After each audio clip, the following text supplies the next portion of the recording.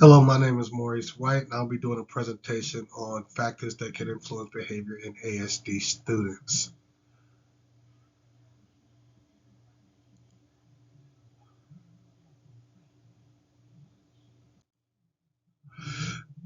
Why should we as school personnel be concerned about factors that influence ASD students? According to the Irish Center, the number of ASD students in public education is on an increase, and 91% of these students will end up in a general education classroom.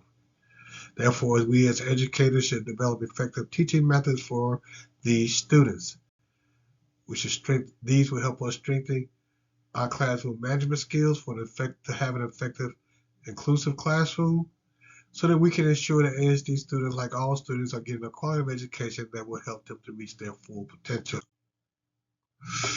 Common factors that influence the behavior of students with ASD include the learning environment, classroom arrangement, teacher and peer behavior, communication, and neurological issues. By the learning environment, I mean that we as teachers can accommodate our ASD students in the learning environment by making sure our learning environment is purposeful and designed to encourage their participation. Interventions such as the use of peer buddies and picture schedules can play an important role in making this possible. Environmental factors such as classroom interventions, as well as activities and physical settings, directly influence autistic students participating in an integrated education, according to Chen et al. Classroom arrangement. ASD students can become overstimulated in crowded, undefined classrooms.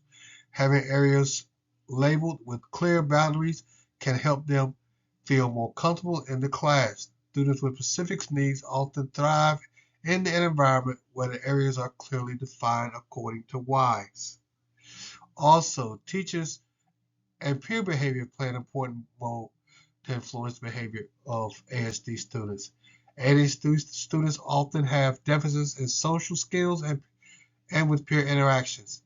Having strategies to teach these not only to the student but to also to teach their peers acceptance is an important part of their development. As we know, communication is a deficit that a lot of ASD students struggle with.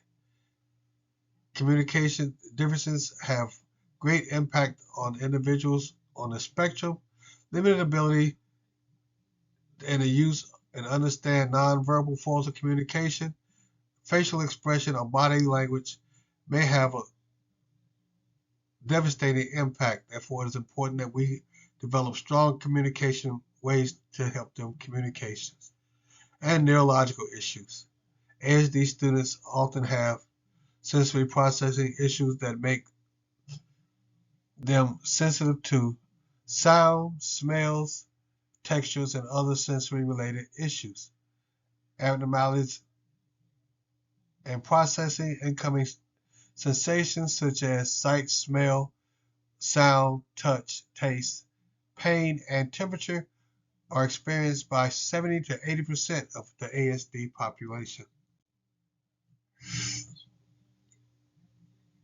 Now, why are these behaviors of students with ASD can often be the result of specific stimuli?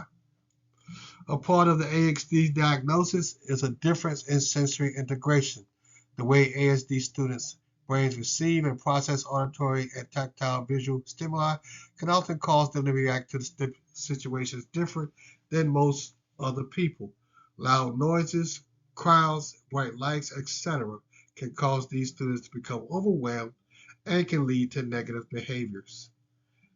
Ways that we as school staff can support students with ASD by being aware begins with by being aware of factors that can influence the behavior of ASD students with ASD. We can start by recognizing that these factors exist. We also can learn and implement the best evidence-based practices for these students and set up classrooms and develop lesson plans that will help these students to thrive. And how can these stimuli trigger challenge behaviors in a variety of structured and unstructured education settings?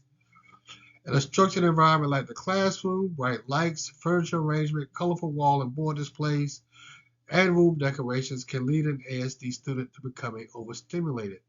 In unstructured environments like the playground or the cafeteria, noise levels, lack of structure as to what is expected of them can also cause them to become overstimulated.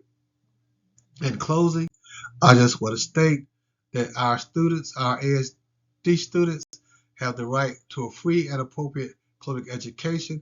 So we as educators need to do all that we can do to ensure that they receive this to the best of our knowledge. Thank you for your time.